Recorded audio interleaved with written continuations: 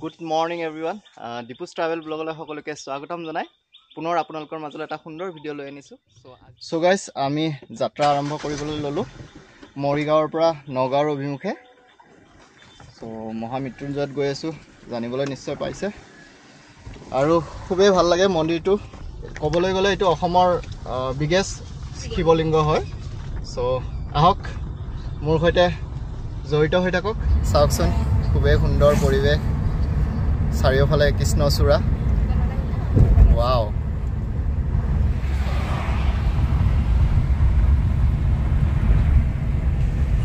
আপোনালোকে গুৱাহাটীৰ অভিমুখেৰে আহিলে এটা উৰিয়া গাঁও বুলি এটা ঠাই পাব, এটা গোল চক্কৰ পাব। তাৰ পৰা চিধাই কাজিৰঙাৰ অভিমুখে প্ৰায় 2 কিলোমিটাৰ গ'লে ৰাইট চাইডে নামি যোৱা এটা প্লেচ পাব। চ' মই দেখাই যাই আছোঁ।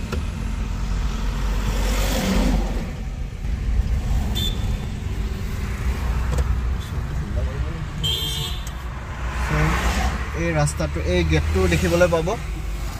এনেকুৱা এখন গেটেৰ মাজেৰে সোমাই গৈ অলপ গাঁৱলীয়া পথেৰে ভিতৰলৈ সোমাই যাব লাগিব। অলপ মেইন হাইৱেৰ পৰা নামি আহিলে অলপ ৰাস্তাৰ অলপ বেয়া আছে বাৰু আকৌ, কিন্তু আপুনি যেতিয়া শিৱলিংগটো দেখিবলৈ পাব তেতিয়া নিশ্চয় মনত হাঁহি বিৰিঙি উঠিব। বাৰু আমি গৈ আছোঁ, আগবাঢ়ি আছোঁ মন্দিৰৰ অভিমুখে। ইয়াতে আপোনালোকে কাৰ চিন দেখিবলৈ পাব মহামৃত্যুঞ্জয় কোনফালে আছে। মৃত্যুঞ্জয়লৈ মেইন হাইৱেৰ পৰা আহিবলৈ বহুতকেইটা ৰাস্তা কানেক্ট হৈ আছে, বাট ইয়াতে পোষ্টাৰ দেখিবলৈ পালোঁ। চ' এনেকৈ চাই আগবাঢ়িলে আপোনালোকে সঠিক ঠাইলৈ আহিব পাৰিব। এজাৰ ফুল, কৃষ্ণচূড়া ফুলৰ মাজেৰে আগবাঢ়ি গৈ আছোঁ। আৰু এটা ৰেল ৰাস্তা পাব, এইটো আপোনাৰ ভুল নালাগিবৰ কাৰণে ৰাস্তা, তাৰ কাৰণে কৈ দিছোঁ। চ' প্ৰায় আমি মন্দিৰৰ সন্মুখ আহি পালোঁ। ফুল এক্সাইটমেণ্ট সকলোৰে।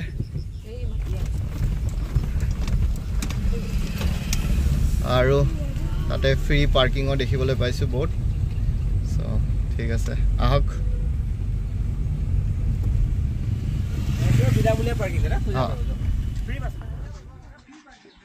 চ' ইয়াতে ধূপ চাকি লৈ ল'লোঁ আৰু আমি এতিয়া মন্দিৰৰ অভিমুখে আগবাঢ়িছোঁ। মন্দিৰটো সন্মুখৰ পৰা ঠিক এনেধৰণে দেখিবলৈ পোৱা যায়। আৰু আমি বৰ্তমান চাকি বন্তিবোৰ জ্বলাবলৈ গৈ আছোঁ।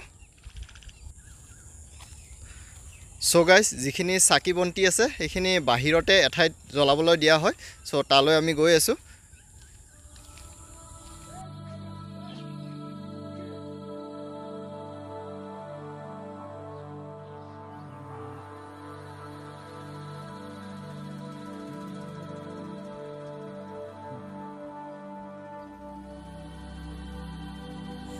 আপোনালোকক জনাই থওঁ, যিখিনি প্ৰসাদ আৰু ফুল আছে সেইখিনি আপোনালোকে মন্দিৰৰ ভিতৰত দিব পাৰিব।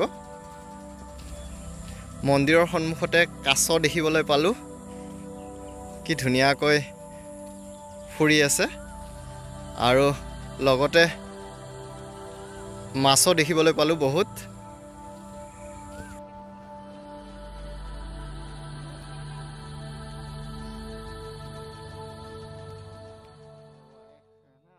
আৰু আমি মন্দিৰৰ ভিতৰলৈ প্ৰসাদ লৈ গৈ আছোঁ।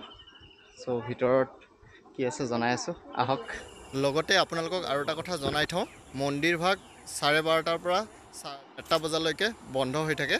তাৰপিছত পুনৰ আকৌ খুলি দিয়া হয়। চ' গাইজ, আপোনালোকক জনাই থওঁ, মহামৃত্যুঞ্জয় মন্দিৰ 126 ফুট ওখ হয়। এটা কথা হ'ল, মন্দিৰৰ ভিতৰ ভাগত ভিডিঅ' এলাউ নকৰে। চ' সেইকাৰণে আপোনালোকৰ ভিতৰৰ সকলো বস্তু দেখাব নোৱাৰিলোঁ। আৰু ইয়াতে মন্দিৰৰ ওপৰ ভাগত মৌচাক দেখিবলৈ পাইছোঁ। চ' আৰু এটা দুৰ্গা মাৰ মন্দিৰ দেখিবলৈ পাইছোঁ। চ' আমি তাতেও সেৱা কৰি আহোঁ।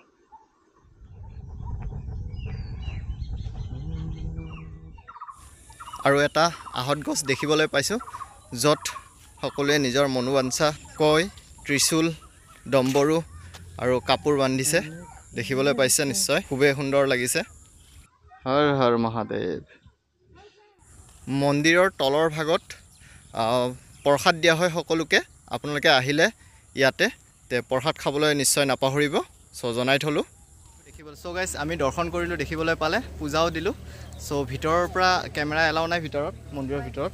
সো সেইখিনি দেখাব নোৱাৰিলোঁ আপোনালোকে আহিব এইটো নগাঁৱত অৱস্থিত হৈছে নিচেই কাষত নগাঁৱৰ পৰা সো আমি এতিয়া বিদায় লৈছোঁ ইয়াৰ পৰা ভিডিঅ'টো চাই কেনেকুৱা পালে জনাবলৈ নাপাহৰিব আৰু যদিহে ভাল লাগিছে তেনেহ'লে লাইক কমেণ্ট ছাবস্ক্ৰাইব কৰি ল'ব পুনৰ লগ পাম আৰু এটা নতুন ভিডিঅ'লৈকে সো তেতিয়ালৈকে জয় আই অসম